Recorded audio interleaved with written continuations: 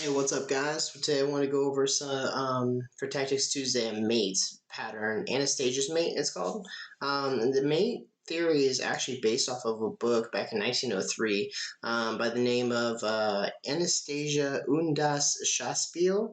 It means in English Anastasia and the Game of Chess. And it was I believe it was a fictional novel, and this mate pattern was used in it, which is why it's known today as Anastasia's mate. So the main things we're going to be looking at here is we've got a king in the corner, and we've gone through this before in my 11 Deadly Checkmates series. If you want, take a look at the top. I'll have a banner up there that you can click and go to that video. So we're trying to attack this king in a way that we can mate him with pretty much a knight and a queen, or a knight and a rook.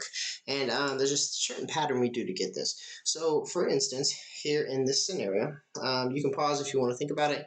I'm gonna go ahead with it, and we're just going to we need this king over in the corner here so that we can have this direct line. Okay, so we're gonna check with the knight, and the king has to go here, and it's important that this knight is protecting both of these squares so that the king really can only be on this line.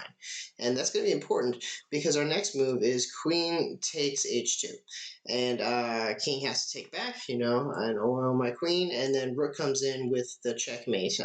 Queen can block if he wants, but it is checkmate because we got the knight that's protecting these two squares and the rook on the H file.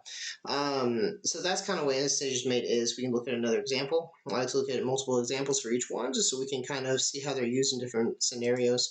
So this one, we kind of need to set it up ourselves still. In the same way that we had to set up the other one, we see that the queen is attacking the queen and the rook here.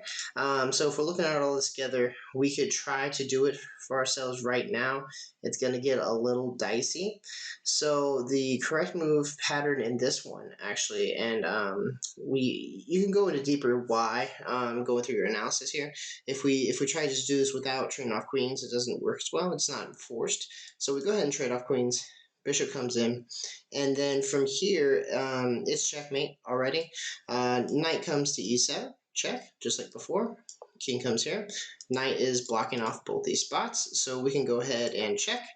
He must take, and then we have checkmate. Even after he protects the bishop, it's still checkmate because he's protecting both of these spots. So that's Anastasia's mate. Let's try another one here. This one looks different. Looks a whole lot weirder without the pawns over here. But if you pay attention, it is the same setup. We've got our knight here on e7, and he's protecting both these spots. And if we can recognize this in game, we see that the king really only has this file to go to. And then since we recognize this is where it can get interesting. So we don't have anything we can sack right here right away because the queen, and then it gets nasty, gets ugly. So what we have to do here, pause if you want to think about it. Queen g5.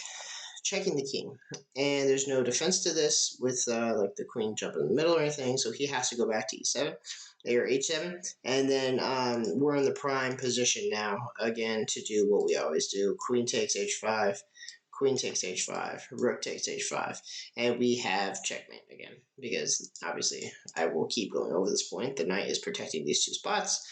Rook's on the h file. I know it gets annoying, but trying to drill that point home. I got one more for us today. One more example. Here we go. We've got a queen and a bishop protecting his king.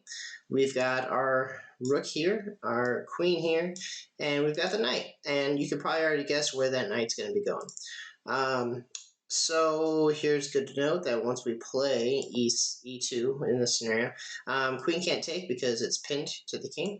So king has to move back, and we could just trade here and do whatever, but obviously we have a better scenario, which is checkmate. So we check here, takes, and then think about the next move. Did you say queen h4?